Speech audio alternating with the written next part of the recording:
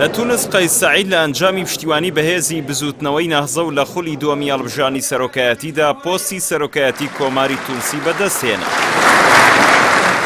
ناوبرا و دوای 2 ساڵ لە سەرۆکایەتی چەندین پەیامی ئاڕاستەی لایەنە سیاسیەکان کرد و هۆشداریشی بە بزوتنەوەی نازە و کوتلەکەی لە پەرلەماندا و تۆمەتباری کردن بە هەوڵدان بە هەڵتەکاندنی دەوڵەت لە ناوخۆ و تاڵانکردنی دارایی گشتی و کارکردن بۆ ئەوەی تونسیەکان دابەشی دووبارە ببن. سەرۆکی تونس بێزاری و نیگەرانی خۆشی لە ڕۆڵی هیشام ئەلمشیشی سەرۆکی حکومەت دەربڕی و چەندی ڕەخنەی ئاڕاستەی کارەکانی پەرلەمان کرد و ئەندامەکانی تۆمەتبار کرد بەوەی پارێزبەندی پەرلەمانی بۆ تاوان و دەربازبوون لە دادگا بەکاردێنن. دوجار قەیس سەعید سەرۆک کۆماری تونس لە 25 حوزەیرانی 2021 تەواوی دەسەڵاتەکانی ئەنجومەنی نوێنەران و سەرجەمەندامانی پەرلەمانی هەڵپەسارد و پارێزبەندی لەسەر هەڵگرتن. هاوکات هیشام ئەلمشیشی سەرۆک وەزیرانیشی لە پۆستەکەی دوورخستەوە. ورجال الجيش دوای ئەم ڕووداوانەی تونس کە خۆیان لە کودەتایەکی سپیدا دەبینیەوە بەشێک لە چاودێران دەپرسن کەسایەتێکی سربەخۆی وەک قەیس سەعید چۆن توانی بەسەر کەسانی ئەزمون و خاوەن پاشخانی سیاسی لەسەر ئاستی تونس و گیانی ئیسلامی لە نمونەی ڕاشید غەنووشی سەر بکەوێت. ئەوەی تێبینی دەکرێت قەیس سەعید کەسایەتی پشت پەردەی جیاواز لەوەی هەیە کە بۆ ڕای گشتی نیشانی دەدات.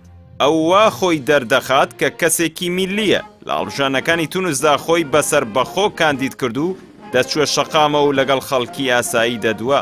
بەمەش سەرنجی شەقام و کەسانی پۆپۆلیستی بۆ خۆی ڕاکێشە. بە جۆرێک توانی متمانەی پارتی نەهزەی باگراوەندی ئیسلامی بۆ لای خۆی ڕابکێشێت و ئەوانیش وەک کاندیدی پاڵپشتی کراوی خۆیان بۆ وەرگرتنی پۆستی سەرۆکایەتی کۆمار دەستنیشان بکەن. دوای جێگیربوونی لەسەر کورسی سەرۆکایەتی قەیس سەعید یەکەم هەنگاوی مەترسیداری دژ بە پارتی نەهزە دەست پێکرد. بە گوێرەی دەستوری تونسیش دیاریکردنی سەرۆک وەزیران بەشەکە لە دەسەڵاتەکانی سەرۆک کۆمار. بۆیە قەیس سەعید هیشام مەشیشی کە وەزیری ناوخۆ بوو لە حکومەتەکەی ئەلیاس فەخفاچ بۆ پێکێنانی حکومەت ڕاستپات. بەڵام دوای پتەوبوونی دەسەڵاتی قەیس سەعید لەسەر چەند دۆسێک لەگەڵ پارتی نازە و سەرۆک وەزیران و ڕاشید غەنووشی سەرۆکی پەرلەمان و سەرۆکی پارتەکە ناکۆکی کەوتە نێوانیان. دوجاریش ناکۆکیەکان گەیشتنە لووتکە و با کودەتای قەیس سەعید بەسەر حکومەت و شەڕعەتدا کۆتایی هات. کودەتاکەی تونسیش لەم ڕێسایە بە دوور نەبوو. بەو پێی قەیس سەعید خراپی باری ئابووری خەڵکی کردەبیان و بەتایبەت کە لە سەروبەندی کودەتاکەدا و بۆی لێکەوتەکانی پەتای کۆڕۆناوە دۆخی ئابووری تونس زیاتر داڕوخە و وڵاتەکە خۆپیشاندان و ناڕەزایەتی بەرفراوانی بەخۆ بینی.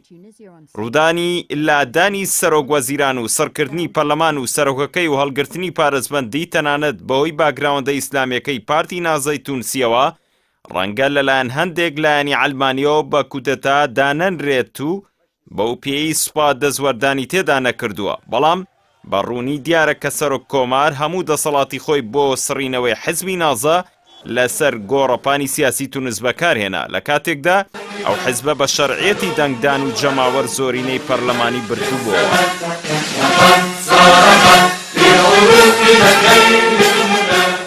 ساڵی 2021ش هەمان شێوەی ساڵانی پێشخۆی بە شێوە و میکانیزمی جۆرا و جۆر بەدەر نەبوو لە کودەتا و داپڵۆسین و قۆڕەکردنی دەسەڵات و قۆڵبوونەوەی سیستمی حکومی دیکتاتۆری بە تایبەت لە جیهانی ئیسلامیدا.